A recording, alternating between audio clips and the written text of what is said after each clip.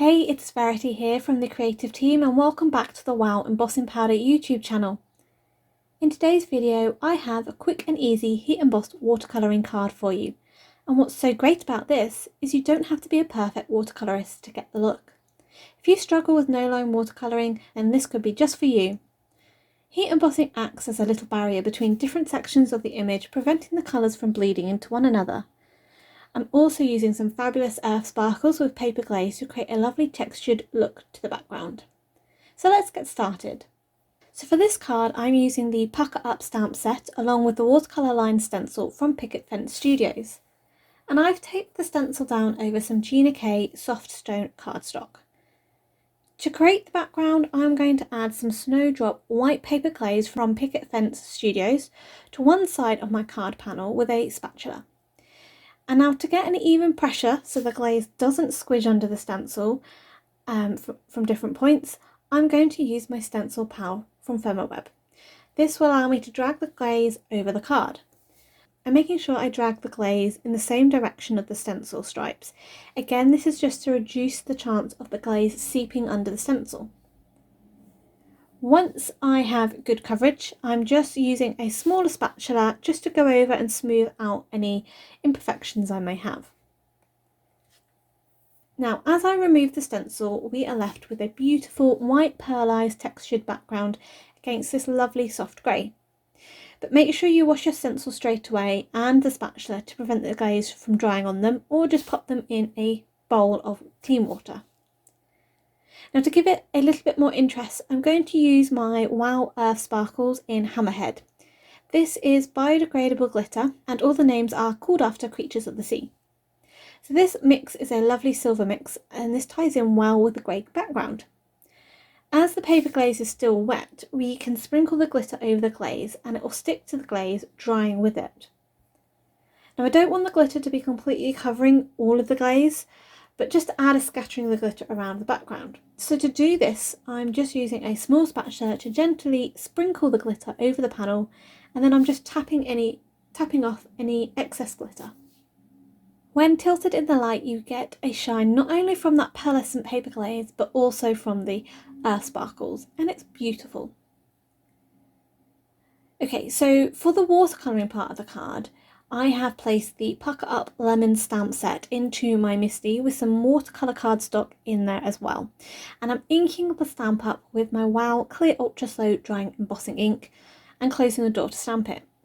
Because I'm stamping on watercolour cardstock, I'm re-inking and stamping again just to make sure I get a really good impression on this textured surface. Now to tie in with the other colours on the card so far, I'm covering this with Wow Metallic Silver Superfine Embossing Powder and heat setting it. I'm using the superfine version as I really want to make sure I keep all that fine detail in the stamp when it's heat embossed. So now we've created our heat embossed image, we can start watercolouring it in. And I'm using my Altenew Watercolour 36 pan set. So I'm going to stick with the traditional colours here with my painting, and I'm colouring the lemons in yellow. It's why I went for silver grey scheme in the rest of the card to allow the yellow to pop off the card, and I also think yellow and grey work quite well together. Now you can choose to colour them in any colour you prefer rather than sticking to the tradition, so it's completely up to you. What's great about watercolouring in when you're using a heat embossing is that the heat embossing resists the water. So even if you aren't the neatest when you paint, if you paint onto the lines, don't worry because the colour won't dry on the heat embossing. Also, the heat embossing creates wells within your image containing the water and colour to an extent. I mean, if you do completely flood it with water, it could overspill and then it will mix. I'm going to turn some music on whilst I continue colouring the image in, but if you want to skip ahead to where I assemble the card, just skip to 8.5 minutes.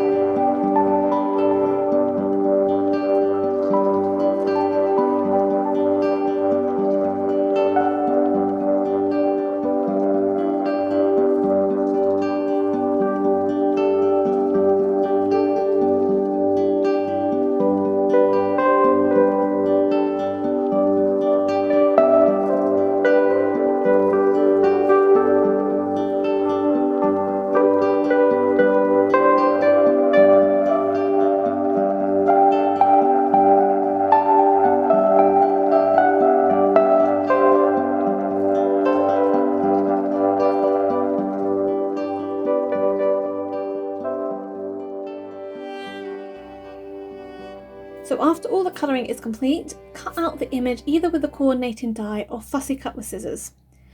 Once the panel was dry, I've foam mounted it onto a card base made out of Gina K slate cardstock, and I trimmed the panel down to 5¼ inches by 4 inches. The lemons were also foam mounted onto the panel, offset to one side, and then I heat embossed a sentiment sweet with a little sass, which comes in the pack wrap stamp set. Heat emboss this onto black cardstock in opaque white embossing powder. Again, I've foam mounted this onto the card, just offsetting it to the other side.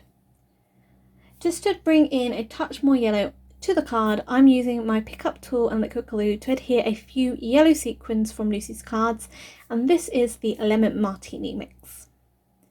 Hopefully this has inspired you to give heat embossed watercolouring a go, and even if you're not amazing at watercolouring, this is very easy for any level of painter to have a go with. Let me know in the comments below if you love to watercolour. If you enjoyed today's video, please give it a thumbs up, and why not subscribe to the channel. Don't forget to hit that bell icon to be notified when the next video is up. If you'd like to check out my personal channel, Pretty Little Button, I've also included a link here as well as down below. And why not check out this other video for some more inspiration. Until next time, happy crafting!